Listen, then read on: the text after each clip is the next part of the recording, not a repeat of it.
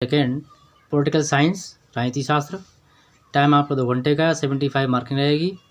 Unit हमारा है fifth और सिक्स, यानी कि 5वां 6वां यूनिट है इसमें। तो इसके अंतर्गत जो हम क्वेश्चन कंप्लीट करेंगे वो टॉपिक हैं आपके वैश्वीकरण, मानवाधिकार, नारीवाद, साम्राज्यवाद तथा उपनिवेशीकरण। तो इनके बारे में क्वेश्चन कंप्लीट करेंगे इसी में। पिछला वीडियो आपने देखा होगा, नहीं देखा हो लिंक इसमें मिल जाएगा, आप यहाँ से देख सकते हैं। तो इसमें पेपर हमारा जो है उसका नाम है पॉलिटिकल थ्योरी एंड कॉन्सेप्ट, यानी कि राजनीतिक सिद्धांत अवधारणाएं, एग्जाम 2022। पहला क्वेश्चन हमारा है इसमें, साम्राज्यवाद का क्या अर्थ है। सीधे मैंने इसमें आपको आंसर दिए हैं, ऑप्शन नहीं दिए हैं, जिससे यह समय आपका बच जाए, वीडियो लंबा ना बने। इसका अर्थ हुआ कि दूसरे पर प्रभुत्व, स्वामित्व या प्रभुत्व स्थापित करने की इच्छा साम्राज्यवाद का अर्थ है। अगला क्वेश्चन हमारा है, साम्राज्यवाद का उदाहरण नहीं है, कौन सा है। ये यहाँ पर ये मैं कटा हुआ है। अब इसमें दिया हुआ है जो उदाहरण दे रहे हैं ये गुप्त साम्राज्य, मौर्य साम्राज्य, मुगल साम्राज्य। तो इनमें से एक भी उपरोक्त में सभी लिखा हुआ है, मतलब ये सभी जो हैं इसके उदाहरण हैं, किसके, साम्राज्यवाद के। नेक्स्ट क्वेश्चन हमारा है,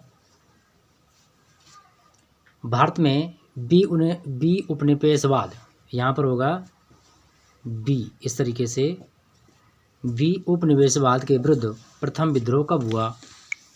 तो आपका क्वेश्चन है, ऑप्शन दिए 4 आपके, सन 1757 1757 में, सन 1911 में, सन 1857 में, सन 1947 में। आंसर आपको बनेगा 3rd नंबर, सन 1857 में। अगला क्वेश्चन हमारा है, राष्ट्रों के चुंगल से राष्ट्रों की स्वतंत्रता प्रक्रिया क्या कहलाती है, या उसे हम क्या कहते हैं। आंसर आपका बनेगा बी उपनिवेशीकरण। अब यहाँ पर सब हमारा वो जो क्वेश्चन है वो ये है कि नाटो, यहाँ पे नेटो कहेंगे शब्द जो है वो किस भाषा से संबंधित है। तो आंसर आपका बनेगा लैटिन भाषा से संबंधित है। अगर इसमें हम जोड़ दें तो बनेगा नेशनल। अगला क्वेश्चन है, नेटो शब्द का क्या अर्थ है। इसका अर्थ है जन्म अथवा जाति से। अगला क्वेश्चन हमारा है,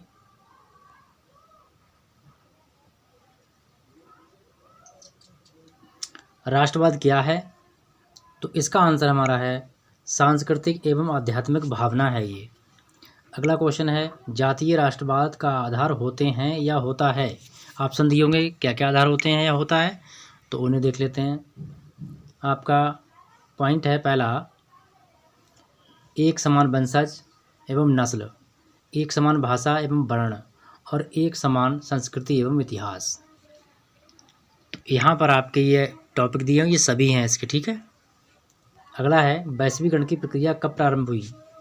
तो वैश्वीकरण की प्रक्रिया 1957 में प्रारंभ हुई है, यानी 1980 में। अगला क्वेश्चन है, वैश्वीकरण प्रक्रिया का आधार क्या है। तो इसका ऑप्शन आपका आंसर बनेगा उदारवाद। अगला क्वेश्चन है, वैश्वीकरण का भारतीय अर्थव्यवस्था पर क्या सकारात्मक प्रभाव पड़ा है। तो क्वेश्चन आपका है, सकारात्मक प्रभाव का मतलब उसमें हमारे देश की जो अर्थव्यवस्था उसको क्या क्या फ़ायदा हुआ है। प्रत्यक्ष विदेशी निवेश यानी FDI को प्रोत्साहन मिला, प्रतिस्पर्धा शक्ति में वृद्धि हुई और नए बाज़ारों तक पहुंच बनी, ठीक है। ये सारे इसके पॉइंट हैं। अगला क्वेश्चन है, विश्व व्यापार संगठन यानी कि वर्ल्ड ट्रेड ऑर्गेनाइजेशन का मुख्यालय कहाँ है। आंसर आपका है जिनोवा में। अगला क्वेश्चन हमारा है, विश्व व्यापार संगठन यानी वर्ल्ड ट्रेड ऑर्गेनाइजेशन की स्थापना कब की गई। तो आंसर आपका बनेगा सन 1995 में। अगला क्वेश्चन हमारा है, मानवाधिकारों की सार्वभौमिक घोषणा पत्र के प्रारूप में संयुक्त राष्ट्र महासभा ने कब स्वीकार किया। तो आंसर है आपका 10 दिसंबर 1948 को। वीडियो आपको पसंद आए लाइक शेयर कर दीजिएगा दोस्तों में। फर्स्ट टाइम विजिट करते हैं चैनल सब्सक्राइब कर लीजिए, बेल आइकन ऑल पर प्रेस करिएगा, जिससे निरंतर अपडेट आपको मिल सके। अगला क्वेश्चन हमारा है, मानवाधिकार शिक्षा के लिए संयुक्त राष्ट्र दशक है। इन मानवाधिकार शिक्षा के लिए संयुक्त राष्ट्र दशक क्या है, इन राष्ट्र की 10 वर्ष क्या है। तो वो हैं आपके सन 1995 से सन 2004 तक।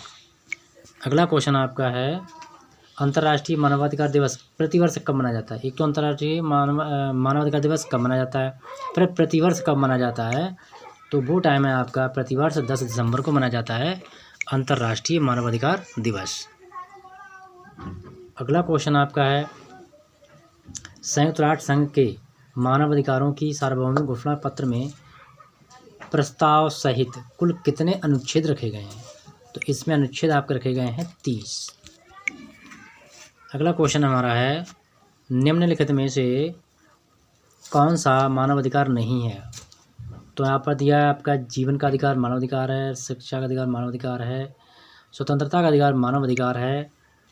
इसमें से आपका जो एक है पॉइंट चौथा वो आपका मानवाधिकार नहीं है, इनकी क्षतिपूर्ति अधिकार ये मानवाधिकार में नहीं आता है। यही आपका राइट ऑप्शन है। अगला क्वेश्चन है संयुक्त राष्ट्र संघ द्वारा मानवाधिकार आयोग की स्थापना कब की गई। आंसर बनेगा आपका सन 1946 में। अगला क्वेश्चन संयुक्त राष्ट्र संघ ने अंतर्राष्ट्रीय मानवाधिकार दिवस या मानवाधिकार दिवस या मानवाधिकार कब घोषित किया। तो इसका आपका आंसर है सन 1968 में। अगला क्वेश्चन हमारा है मानवाधिकार घोषणा पत्र में कौन सा अधिकार समाहित है। तो ये अधिकार समाहित है मानवाधिकार में, तो वो अधिकार है हमारा, देखिए इसमें मैंने सब दे दिए हैं। तो ये तीनों ही अधिकार हैं इसके, क्या सामाजिक सांस्कृतिक अधिकार, आर्थिक अधिकार और राजनीतिक अधिकार, ये सभी इसमें आते हैं। इनमें से कोई दिया होगा तो एक आपका ऑप्शन राइट बन जाएगा, आंसर बन जाएगा क्वेश्चन का। सैनिक राष्ट्र, यहाँ पर सैनिक लिखा हुआ है, टाइप हो गया है, यह है संयुक्त राष्ट्र महासभा ने महिलाओं के विरुद्ध सभी प्रकार के भेदभाव की समाप्ति पर अधिनियम कब पारित किया। तो वो अधिनियम पारित किया 18 दिसंबर 1979 को। अगला क्वेश्चन है सन 1980 में विश्व महिला सम्मेलन किस स्थान पर हुआ। यानी कि सन 1980 में विश्व महिला सम्मेलन कब हुआ, किस स्थान पर हुआ। तो आइए देखते हैं इसके आंसर का ऑप्शन क्या है। ऑप्शन है इसमें कोपेनहेगन। तो यहाँ पर पहला विश्व महिला सम्मेलन हुआ।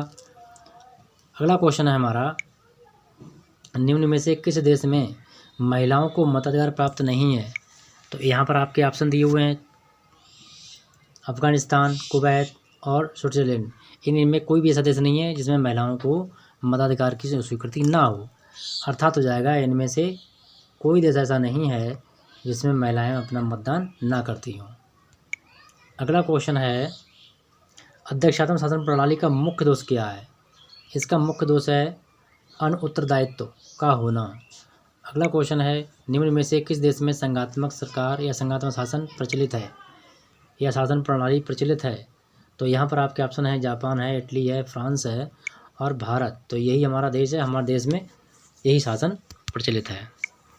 अगला क्वेश्चन हमारा है एक दलीय व्यवस्था का मुख्य आधार क्या है। एक दलीय व्यवस्था, जहाँ एक दल होगा तो वहाँ क्या होगा, वहाँ होगी तानाशाही, यानी एक का ही राज चलेगा। ठीक है।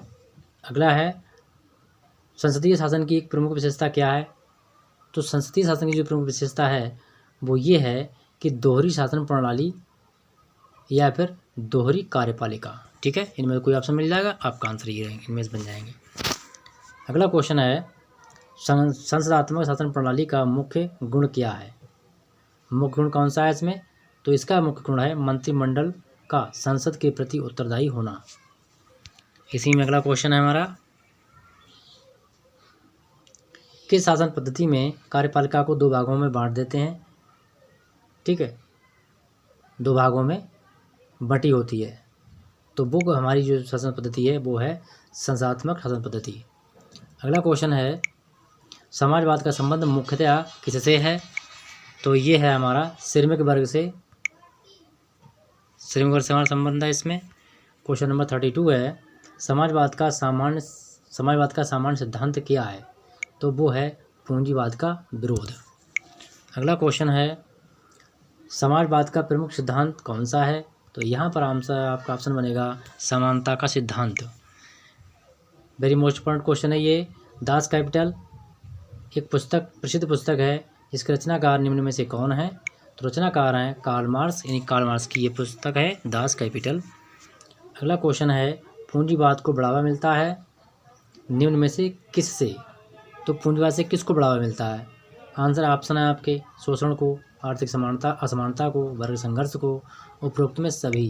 तो यही आंसर आपका राइट जाएगा। ये सभी शोषण, आर्थिक असमानता, वर्ग संघर्ष पूंजीवाद के माध्यम से ही इनमें बढ़ोतरी होती है। अगला क्वेश्चन है पूंजीवाद का या के तत्व है या हैं?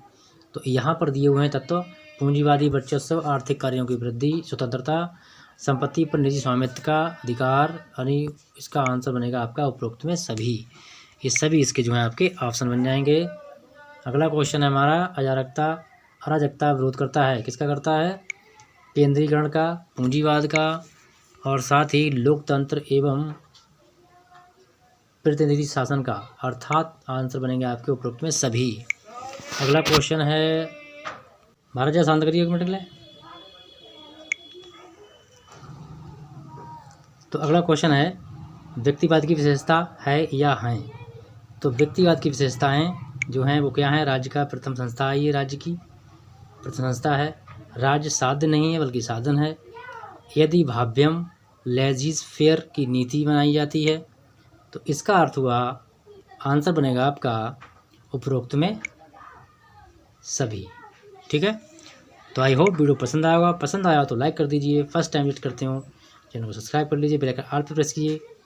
मोर educational academic and competitive exam के लिए मिलते हैं नेक्स्ट वीडियो में। Thank you.